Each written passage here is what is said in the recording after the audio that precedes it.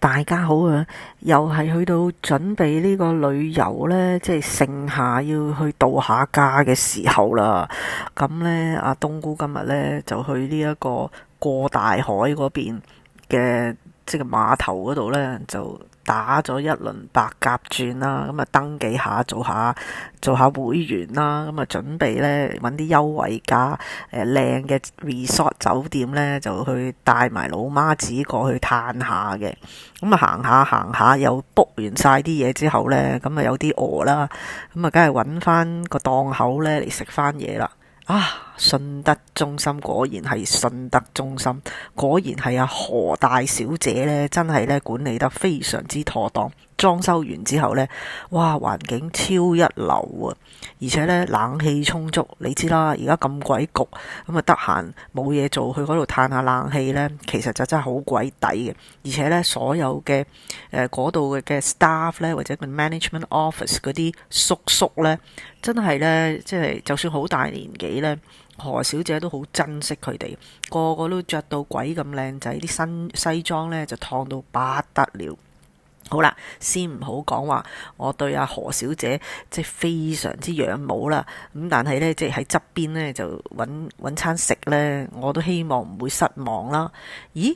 咁啊，今日呢，我就試咗一個叫做哈拉麵，咁啊佢就有個日本名嘅，不過我又唔係好識佢啦。但係嗰個檔口呢，我估呢應該都唔係開咗好耐，因為聽到個事頭婆呢都有鬧啲同事啊點整，咁可能都係新開噶啦。但係都唔緊要，我就覺得咦，蝦湯嘅拉麵，我似乎喺出邊又冇乜機會食。咁啊，梗係坐低啦，唔好講少啦。咁啊，嗱，呢碗嘢呢就一嚿水嘅，咁啊一嚿水啊加一啊嚿零水咁樣。但係老實講啊，佢嘅顏色真係非常之豐富，我呢都係食得晒嘅。而呢一個呢，我係特登要呢，就係嗰隻蝦呢，我要燒過嘅蝦，咁啊希望有翻啲層次感啦。咁其實坐低呢嗰度個環境呢，就又衛生啦，又乾淨啦，人係老實講係少嘅。咁不過唔緊要，總之睇下如果係好嘢嘅話呢，我又即係都好想試啦，就好想食啦。咁呢兩隻蝦呢個樣呢都係幾靚嘅，佢燒得唔錯嘅，即係只不過呢，即係咬落去嘅時候呢，佢就好似個香味就差咗啲。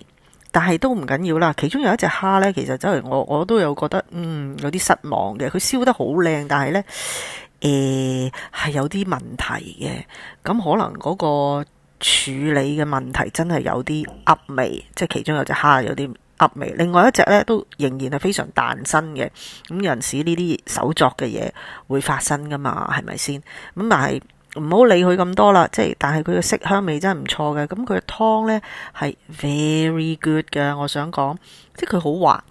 我唔知佢點樣整嘅，但係佢好滑，咁同埋佢亦都擠咗啲櫻花蝦啦，即係令到你嗰碗麵呢，即係你食落去已經係覺得哇，有幾種唔同嘅，有蝦湯啦，跟住櫻花加蝦嘅香味啦，跟住你燒蝦呢嗰種脆噏噏啦咁樣，咁好似幾樣嘅感覺都俾晒你。